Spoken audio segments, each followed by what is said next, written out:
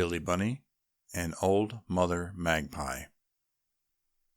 As I told you in the last story, little Billy Bunny stopped to rest after escaping from the miller's boy.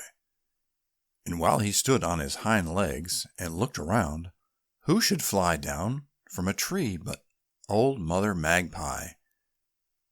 And the very first thing she said to the little rabbit was, "Ah, my goodness, what a dirty little bunny you are!" This, of course, made Billy Bunny very angry, for he didn't think he was dirty. So he opened his knapsack and took out a little mirror which a lady bunny had dropped one day in the friendly forest, and looked at himself, and sure enough, there was a great black smudge across his face. "Ha!" laughed the old Mother Magpie. "You wouldn't believe me, would you?" And then she laughed again. "No, I wouldn't believe anything you said," answered the little rabbit, "for you've told more untruths about people than anybody I know, and that's the reason they call you Old Mother Mischief." Well, sir, this made her so mad that she flew at the little rabbit, and maybe she would have pecked his eyes out if he hadn't put on a pair of goggles that belonged to his dear, kind Uncle Lucky. "Please go away," said the little rabbit. "I can't help being rude to you because you're so rude to other people." And he hopped away as fast as he could before she could say another unkind word. And by he came across Squirrel Nutcracker.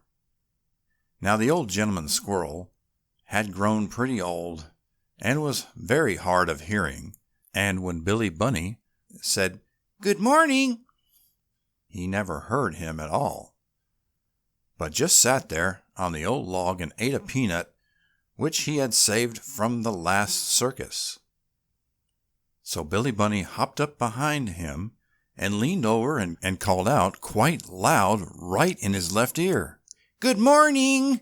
And this so startled old Squirrel Nutcracker that he swallowed the peanut shell, and he began to choke until he got black and blue in the face. And of course this frightened the little rabbit too, for he felt it was his fault, so he patted old Squirrel Nutcracker on the back, and by the old gentleman squirrel stopped coughing, although he was dreadfully mad to think that he had swallowed the circus peanut without even tasting it. "Now look here, young rabbit," he said with a scowl, "don't you ever again shout in my ear. If you do, I'll pin back both your ears with a pine needle and send you home to your mother." Wasn't that a dreadful thing for him to say? Well, sir, after that Billy Bunny thought it was time to be going. So he bowed to the old squirrel and hopped away, and after maybe 1,000,000 hops, skips, and jumps, he reached the Old Briar patch, where he found his dear mother standing in the doorway of her little house waiting for her bunny boy. And that's a good place to leave him for tonight, don't you think so? For we'll know he's safe and sound with his own dear mother. So go to sleep, and tomorrow I'll tell you another story. Yes, I will, if you are good.